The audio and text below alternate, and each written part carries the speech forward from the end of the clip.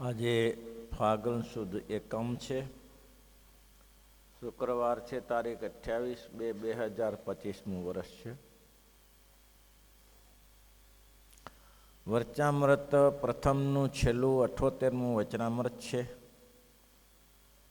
પ્રશ્ન શ્રીજી મહારાજે જ સંતોને પૂછ્યો છે કે સંતો, દેશકર્માદિક જે 8 છે તે સારા હો તો સારું થાય ને ખોટા હો તો ખોટું થાય. પુરુષની બુદ્ધિ નિર્મળ થાય ને તો દૂષિત થાય. એમાં શ્રીજી મહારાજ કહે છે કે જે 8 છે તેમાં કાંઈ પૂર્વકર્મનું જોર જણાય છે કે નથી જણાતું? મુક્તાનંદ સ્વામીએ કહ્યું છે, મહારાજ જોર તો જણાય છે. મહારાજ કે જોર જણાય છે? તો કે હા. દેશકાળાદિકનું તો ક્યાંક પ્રધાનપણું જણાય છે, પણ પૂર્વકર્મનું જોર જણાય છે. કારણ કે પૂર્વકર્મનું જોર એટલા માટે જણાય છે કે એને પૂર્વકર્મ સારા કરેલા હોય તો આ જગતમાં સારું સુખ મળે છે. પહેલામાં પહેલા પૂર્વકર્મ સારો હોય તો દેશ સારો મળે. શ્રેષ્ઠ કર્મ હોય તો દેશ સારો મળે ને.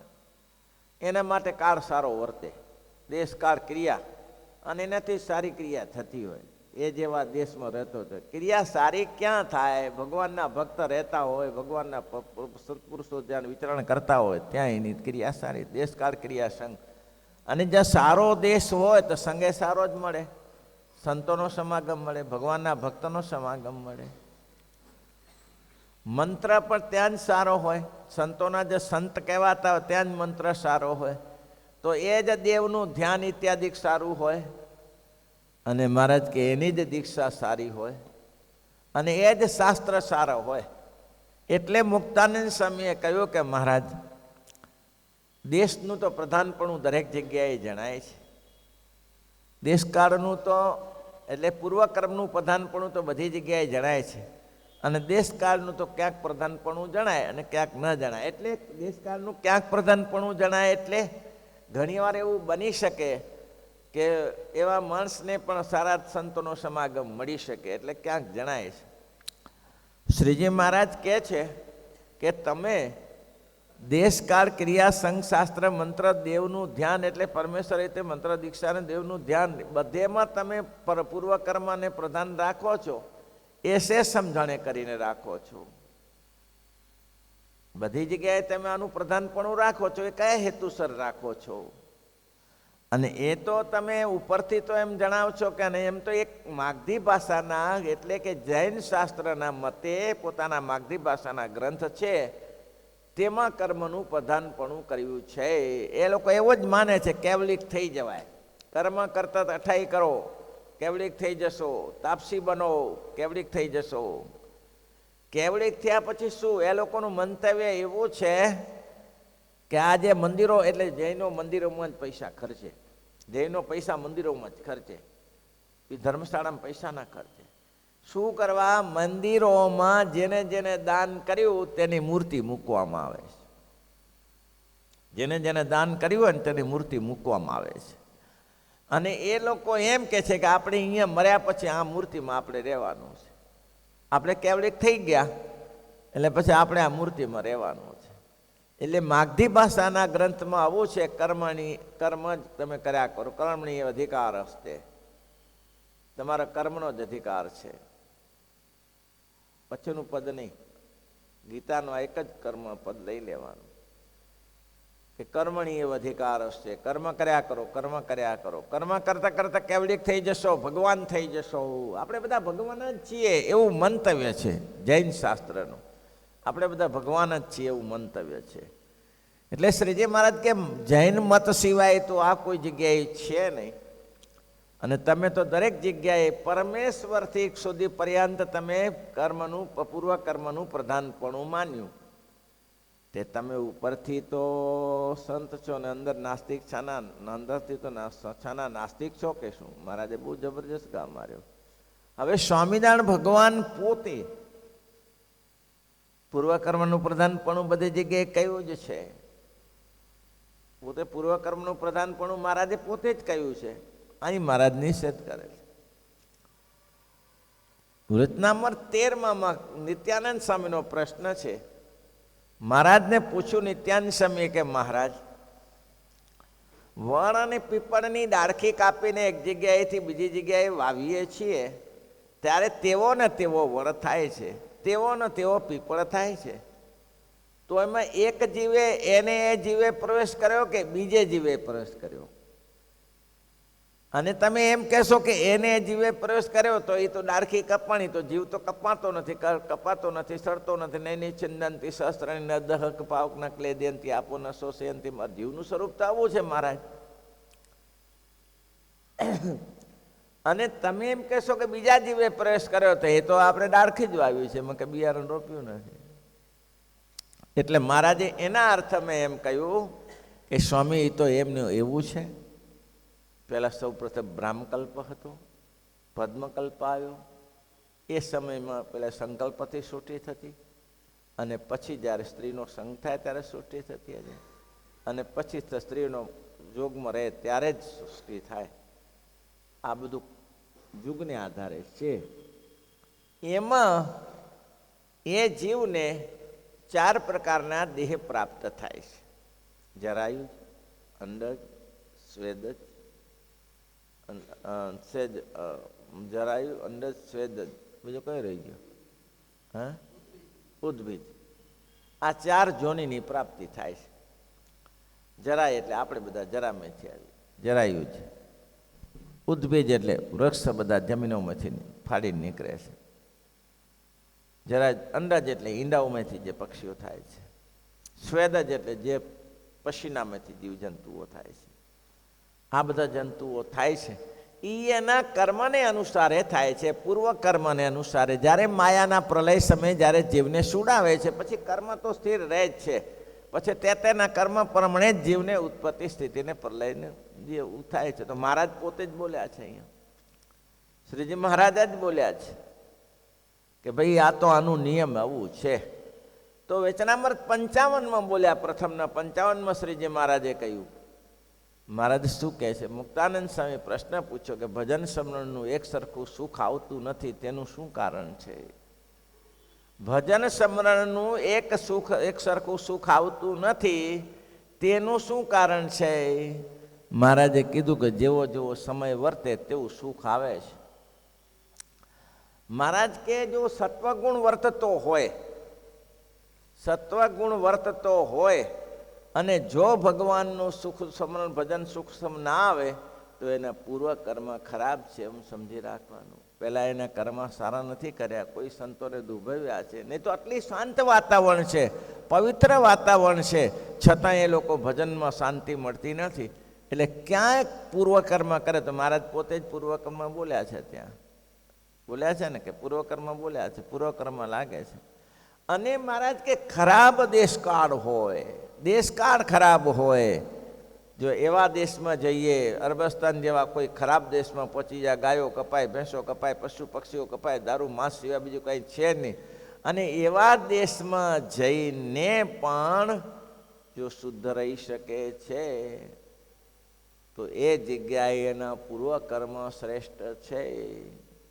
પૂર્વકર્મ સારા કરીને આવ્યા છે એટલા માટે એવું થઈ શકે છે, બાકી થઈ ન શકે. કટોકટીનો સમય છે. નહીં તો આપણે જાણીએ છીએ કે દીવની વાત, લક્ષ્મીશંકર શેઠની વાત કરી, વ્રજાનંદ સ્વામી જે મોહન ભગત હતા, મહારાજની જોડે જંગલમાં વિચર્યા હતા. હવે એને વિદેશમાં જવાની ઈચ્છા હશે તો ફરતા ફરતા પોતે દીવના જ, એટલે સંતો વ્રજાનંદ સ્વામી પોતાના 10 સંતોની સાથે ત્યાં દીવ ગયેલા. દીવ ગયા ને વૃક્ષ નીચે સમુદ્ર કિનારે સંતો ધૂળી દુખાવીને બેઠેલા. એ સ્વામિનારાયણનું ભજન ને કથા વાર્તા આવા સંતોને જોયા એટલે આનું અંતકરણ ઠરી ગયું. ત્યાં જઈને બેઠા લક્ષ્મીશંકર શેઠ, બેઠા એટલે ભજન કર્યું. બેઠા ઘણો સમય સત્સંગ સાંભળ્યો, કંઠી પહેરાવી, વર્તમાન ધરાવ્યા. વર્તમાન ધરાવ્યા પછી સ્વામીજીને કહ્યું, સ્વામીજી ગ્રસ્તાશ્રમી છીએ, અમારે તો બીજું શું હોય, સંસારીને તો સંસારની પડી હોય, એટલે વિદેશ કમાવા જાઉં છું. આપ મારા ઉપર આશીર્વાદ આપો કે પાછો સુખે સુખ શાંતિથી પાછો આવું. પ્રજાનંદ સ્વામીએ કહ્યું કે હા ગ્રસ્તાશ્રમી છો, એને તો સંપત્તિ હોવી જોઈએ, એટલે એ બરોબર છે, જાઓ જાઓ શેઠ જાઓ, અમારા આશીર્વાદ છે. આ પંચવર્તમાન દ્રઢ રાખજો હો. દારૂ ના પીવાય, જુગાર ન રમાય, માંસ ન ખવાય, ચોરી ન કરાય, પરસ્ત્રી સંગથી દૂર રહેવું, પંચવર્તમાન પાડવા. અને શેઠ જ્યારે પૈસો થોડો થઈ જાય ને પછી વિદેશનો મોહ ન રાખવો, ત્યારે વિદેશમાંથી પાછું આવી જવાનું. બહુ મોહ નહીં, હારો નહીં, માયા બહુ હારી. સારું. લક્ષ્મીશંકર શેઠ ગયા, જાતે વાણિયા, ભગવાનનું ભજન કરે, સંતોની આજ્ઞા પ્રમાણે માળા ભજન કરે, કથા વાર્તા જે બિચારાને સમય શીખાડ્યું.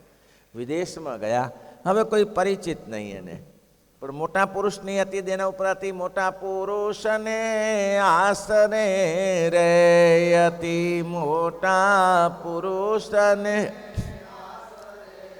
એ બળે પૂર્વા જન્મન પાપ બળે પૂર્વા જન પયંત કાળે સગું નહીં કોયનું રે અંત કાળે સગું. શેઠ વિદેશમાં ગયા, દુબઈ જેવા પ્રદેશમાં ગયા, અને ત્યાં સમુદ્ર કિનારા ઉલટા પછી ચક્રો મારે કે અહીંયા આપણું કોણ, આપણે કોણ ઓળખે અહીંયા. પણ જેના ઉપર ભગવાનના ભક્તની ને સંતોની કૃપા હોય કે ભગવાનની કૃપા હોય તે ધાર્યું કામ કરી શકે. હવે આમ ચક્રો મારે છે, ત્યાં શેઠ નીકળ્યા અરબસ્તાનમાં, અને શેઠ નીકળ્યા એટલે તરત જ કહ્યું લાગે છે કોઈ દેશી. એ શેઠ દેશી જ હતા. લાગે છે દેશી, અહીં કેમ છે? પૂછ્યું કેમ ભાઈ અહીંયા? તો કે ધંધો કરવા આવ્યા છીએ, નોકરી કરવા. અચ્છા, એકલા છો કે બીજો કોઈ છે? ના, એકલો જ છું. કંઈ જાણો છો? કંઈ કારીગરી કંઈ? તો કે વાણીઓ છું, નામું ફાવે. નામું ફાવે છે? તો કે હા. સારું, ચાલો પગાર નક્કી કરી દઈશું. અત્યારે થોડા દિવસ કામ કરો, પછી તમને એમ લાગે કે તમે બરોબર કામ કરો છો તો તમને પગાર સારો કરી દેશું. લઈ ગયા. આ વાણીઓ સજ્જન પુરુષ સંતોનો સમાગમ, નામું લખે. પછી તો શ્રેષ્ઠને વિશ્વાસ આવી ગયો. શ્રેષ્ઠે કીધું બહુ સારું કામ કરો, બહુ સારો પગાર કરી આપ્યો. પગારે સારો કરી આપ્યો, એટલું જ નહીં પણ જવાબદારી પણ આપી. અને શેઠે, લક્ષ્મીશંકર શેઠે બહુ સરસ જવાબદારી ચલાવી. હવે જોગાનું જોગે શેઠને પ્રિય છે, શેઠે ખારો પગાર આપે છે. રૂપિયા પછી 30,000 ભેગા થઈ ગયા. અને પછી જોગાનું જોગે જલંધરનું દર્દ થયું. કથા પ્રસિદ્ધ છે. જલંધરનું દર્દ થયું, પેટમાં પાણી ભરાઈ જાય એવું તંબુરા જેવું પેટ થઈ જાય. શેઠ હાલી ન શકે, બેસી ન શકે. હવે એમાં 2-4 દિવસ પોતે પોતાના ઉતારે રહ્યા, આવ્યા નહીં. એટલે શેઠે એના માલિકે પૂછ્યું કે લક્ષ્મી શેઠ મુનિમજી નથી આવતા? તો કે ના, હમણાં એને પેટની તકલીફ છે એટલે હમણાં આવ્યા નથી અહીંયા. અચ્છા. શેઠ પોતે ઘોડાગાડી લઈને એને ત્યાં ગયા. દરવાજો ખોલીને જોયું તો ઓહો, પેટ તો નગારા જેવું થઈ ગયું હતું. અલ્યા મુનિમજી, આ તો અહીંનું પાણી ન હદે હો. અહીંના પાણીમાં તમારે લેવું જ પડે. શું લેવું પડે? થોડું 2 છાંટા લેવું પડે તો જ નિકાસ દૂર થાય, બાકી થાય જ નહીં. આ તો ઘણાને એવું મરી જાય લોકો અહીંયા, આવું ઘણાને થાય છે શેઠ. એટલે તમે આ લઈ લો, ઉભાર હું દવા લેતો હોઉં. અને બાટલી 2 લેતા આવ્યા, લ્યો આ પી લો. તો કે ના બાપા, આ શું છે? તો કે આ દારૂ પીવો પડે. ના હો ના, મારા ગુરુએ મને વર્તમાન આપ્યા છે, આ દારૂ ના પીધા વગર છૂટકો જ નહીં. એ બધા નિયમ દેશમાં ચાલે, અહીંયા ના ચાલે, મરી જવાય. અહીં આપણું કોણ? આ દેશમાં આપણું કોણ? લ્યો ને પી લો. શેઠ ના ના ના, રહેવા દો. બહુ આગ્રહ કર્યો ત્યારે શેઠને કહ્યું કે માલિક એક કામ કરો, કાલને દિવસે રાખો, 1 રાત્રિ જવા દો, 1 રાત્રિ જવા દો. શેઠ કે સારું, કાલે આવીશ. બીજે દિવસે રાત્રે ભગવાને લક્ષ્મીશંકર શેઠે એવી ભગવાનની પ્રાર્થના કરી કે સંતોના વર્તમાન લઈને આવ્યો છું, પ્રભુ લાજ તારા હાથમાં છે, મારી લાજ આબરૂ તારા હાથમાં છે, મારી આબરૂ બચાવવી તારે હાથમાં છે. ભગવાને જવું દયા કરી. અને એ જ સમયે શેઠ તો ગયા, પણ કોઈ મહા મોટો શેઠ આવ્યો અને દરવાજો ખટખટાવ્યો. લક્ષ્મીશંકર કે આ પાછું માંથી લફ આવી પાછી, ફરી વાર પાછું કંઈક દઈને આવશે. દરવાજો ખટખટાવ્યો નહીં, પણ સ્વામિનારાયણ ભગવાન તો દયાળુ છે ને. શેઠને પોતાના દેશના શબ્દ બોલ્યા. એટલે શેઠ કે આ તો આલો ગુજરાતી છે આપણો કોઈ, આ તો આપણો છે. દરવાજો ખોલ્યો, 3 છોકરીવાળા પાઘવાળા ભગવાન બેઠેલા ઊભા જોયા. ઓહો હો હો મહારાજ તમે કોણ? તો કે હું એ વરદાનંદ સામે કંઠી પહેરાવી એ. ઓહો તમે? તો કે હા બસ હું પોતે. તમારી નિષ્ઠા જોઈને આવ્યો છું. તમારી નિષ્ઠાને ધન્યવાદ છે. આટલું બધું દર્દ થયું પણ તમે ટસના મસ્ત ન થયા, એટલે અમે દર્દ મટાડવા માટે આવ્યા છીએ. લ્યો આ દવા લઈ લો. ઓલી દવા કાઢીને વળી તમે દવા આવશો પાછા. અમારી દવા સારી તુલસી ને મીઠું જ છે, બીજું કાંઈ છે નહીં, મટી જાય હો. લ્યો લક્ષ્મી શંકરે મીઠું ને તુલસી લીધી અને કહ્યું જુઓ સવાર પડતાની સાથે બધું પેટ સાફ થઈ જશે, અને સાથે સવારે ખીચડી બાફીને ખાઈ લેજે હો, કંઈ નહીં થાય જા. અને ભગવાને દવા કરી અને રાત્રે સૂતા અને ઊંઘ આવી જઈને ઊંઘમાં કચરો બધો ડોલ ભરાઈને નીકળી ગયો. એવો નીકળી ગયો ને કચરો બધો. સવારે જાગ્યા ત્યારે કચરો સાફ થઈ ગયો, પેટ એકદમ હલકું ફૂલ જેવું થઈ ગયું. અને શેઠ નાહી ધોઈ પવિત્ર થઈ ખીચડી બનાવીને જમ્યા. સવારે શેનો માલિક આવ્યો, એ શેઠ ત્યાં મોટા શેઠ આવ્યા. એને કીધું લ્યો ત્યારે હવે દરવાજો ખોલ્યો તો આ તો સામે આવ્યા. આવો શેઠ આવો. તો કે આ શું થયું? તો થઈ ગઈ દવા. શું દવા કરી? તો કે દવા બસ આવી કટોકટીમાં નિયમ રહે. શું કહે છે? આવા દેશમાં દેશકાળ ક્રિયા સંઘ ખરાબ, બધું ખરાબ છે, બધું જ ખરાબ છે. પણ એક મહાપુરુષની કૃપાએ કરીને નિયમ રહે ત્યારે જાણવાનું કે કાં તો મોટા પુરુષની દયા અને કાં તો પૂર્વનું પ્રારબ્ધ ભારે હોય તો આ કટોકટીમાં રહે. સારા દેશકાળા દીકમાં નિયમ ન રહે એ પૂર્વજન્મનું પાપ છે, કોઈ સંતોને અપરાધ છે. અને ખરાબ ભૂંડા દેશકાળમાં જે નિયમ રાખાય છે એ તો એનું મોટા પુરુષનો રાજીપો ક્યાંક મેળવ્યો છે, એનું પરિણામ અહીંયા મળે છે. ત્યારે આવું થયું અને દેશ સુખી થઈ ગયા, શેઠ સુખી થયા અને પેઢીએ જતાં ચાલુ કર્યું. પણ શેઠને વિચાર આવ્યો કે ગુરુએ કહેલું છે કે પૈસો 25-30 હજાર થઈ જાય પછી લોભ ના રાખો, તો ભગવાને આપને ઘણું આપ્યું છે. એટલે શેઠને કહ્યું કે શેઠ જુઓ બાંદગી હોય ઘર યાદ આવે એટલે મારે ઘરે જવું પડશે એમ. તો ના ના ના ના શેઠ કે તમને ઓછું પડતું હોય તો હું વધારે કરી આપું, તમને ભાગ કરી આપું, તમારે ક્યાંય જવું નથી. ના ના ના મારે કાંઈ ઓછું નથી પડતું, મારા ઉપર મારા દયા છે, આપ મને રજા આપો. પણ શેઠે અઠવાડિયું 10 દિવસ રોક્યા, પણ આગ્રહ જોયો એટલે પછી રજા લીધી. રજા લઈને પહેલાં જ ગઢપુર ગોપીનાથજીના મંદિરે આવ્યા. કે જેને મને દર્શન આપ્યા છે એ કોણ છે? દર્શન આપ્યા છે ગોપીનાથજીના દર્શન કરીને સુખી થયા. આવા સમયમાં જે નિયમો પાડી લે છે તે જ મહારાજ કે કટોકટીના એના ઉપર મહારાજ કે પૂર્વજન્મ, તો મહારાજ અહીંયા જ પૂર્વજન્મમાં બોલ્યા જ છે કે એનો પૂર્વજન્મનું મોટું પાપ છે, પુણ્ય છે, ત્યારે આ નિયમ થઈ શકે છે, ન તો નિયમ થઈ ન શકે. એટલે માટે શ્રીજી મહારાજનું કહેવાનો ભાવ અર્થ બીજો છે. શ્રીજી મહારાજ એમ નથી કહેતા કે પૂર્વકર્મથી આ જગત આખું પૂર્વકર્મના આધારે નહીં ચાલતું. આ આપણે અહીંયા કૂતરા ખખરજેલ થઈને કોઈ અડવાય તૈયાર નથી ને દુનિયામાં કૂતરાને માટે કરોડો રૂપિયાની લોકો ભેટ મૂકે છે. બોલો આ મિલકત મૂકે છે, કરોડો રૂપિયા કૂતરાના નામે લખાવી દે છે ને.